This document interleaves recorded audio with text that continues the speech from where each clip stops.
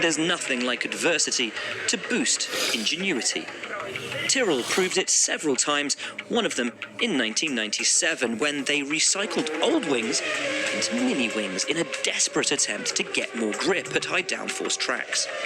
They were ugly, but effective. Even Ferrari ran them, but not everyone fell under the spell.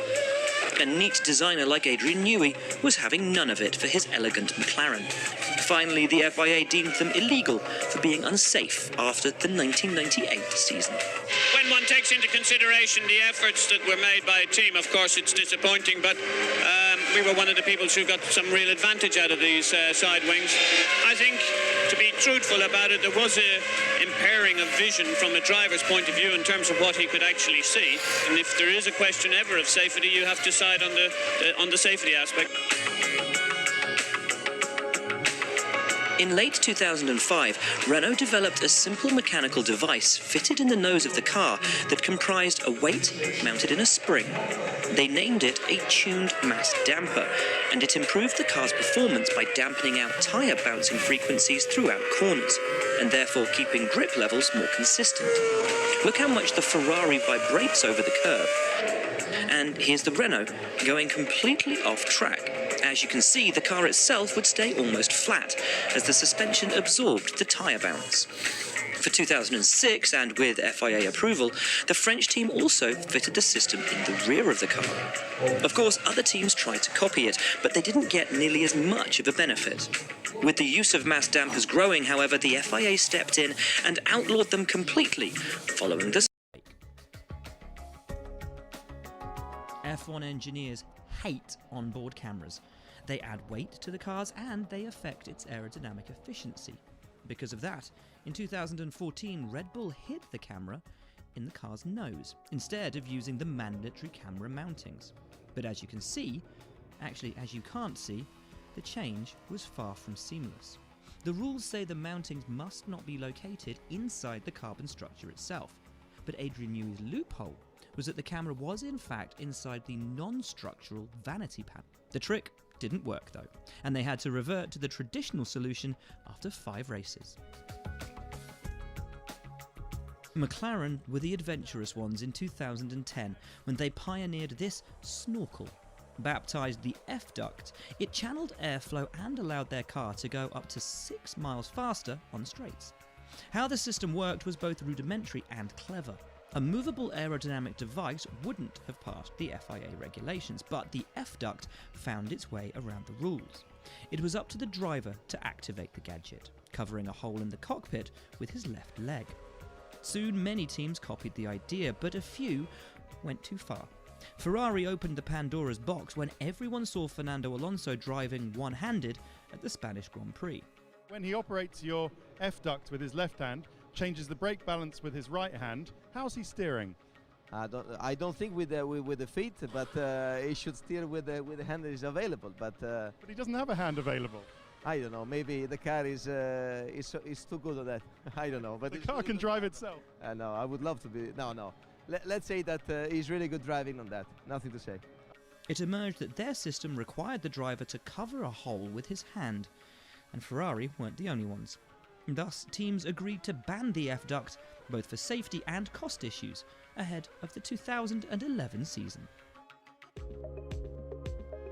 This journey through Formula One's astuteness couldn't overlook McLaren's famous rear brake pedal. It was F1 photographer Darren Heath who smartly discovered McLaren's trick.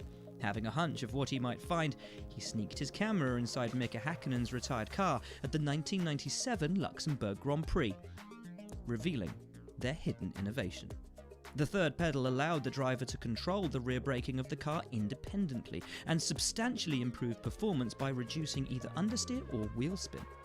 Stewards initially deemed the system as legal, but after Ferrari complaints in early 1998, it was finally banned.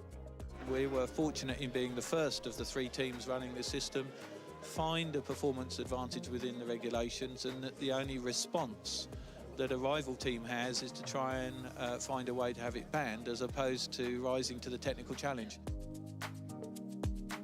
Ground effect made incredible speed and downforce possible by sucking the cars to the ground.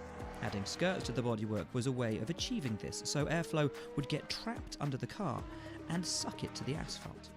The benefits of ground effect were so massive that every attempt at banning it brought a bigger effort by the teams to find their way around it. Especially the one made by Lotus's genius designer Colin Chapman, who'd brought ground effect to Formula One in the first place. Well, for years, of course, we've all been concerned with the effect that air has when it flows over the car, and we've been trying to do our best to stop it flow under the car.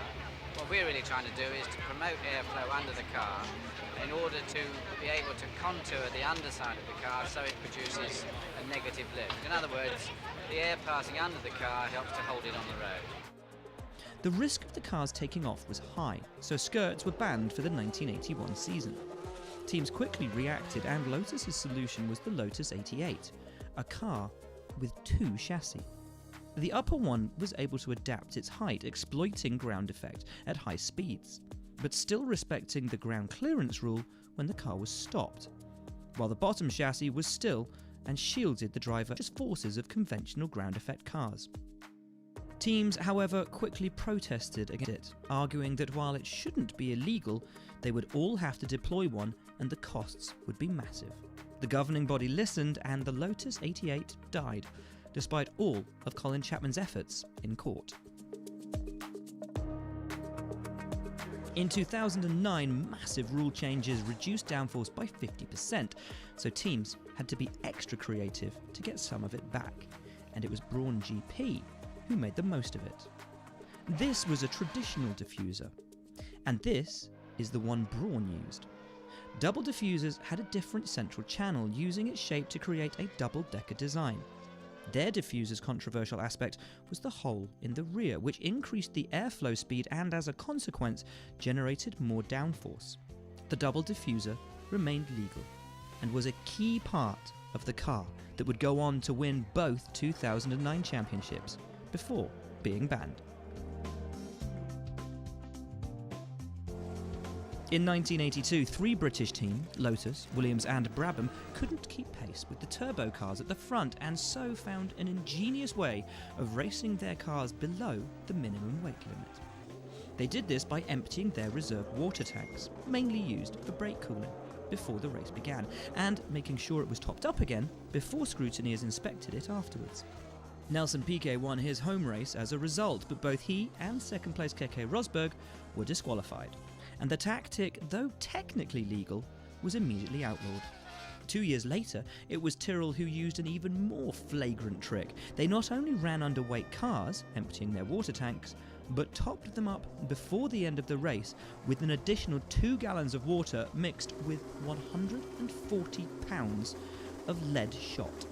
When the stewards discovered this, the team was disqualified from the entire 1984 championship.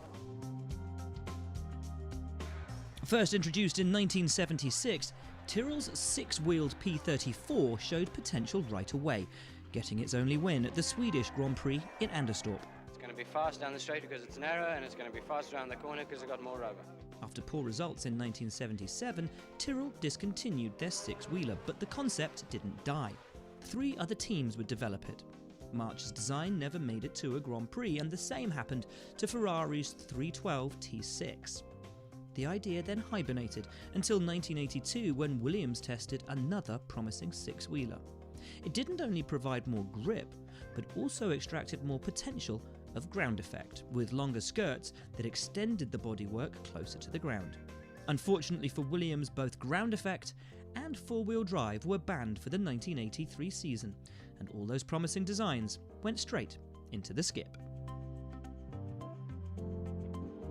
The same fate would befall the short-lived Brabham BT46B, better known as the fan car. Created by genius designer Gordon Murray in 1978, it won the only Grand Prix it ever raced in Sweden, with Niki Lauda at the wheel. The fan was a fresh way of making the most of ground effect, and Colin Chapman, of course, wasn't very happy. Rivals were both impressed and outraged, questioning its legality right away. After just one race, political pressure killed the fan car for good. Clever and cheeky solutions have come and gone through the years, but they will always be part of Formula One's identity.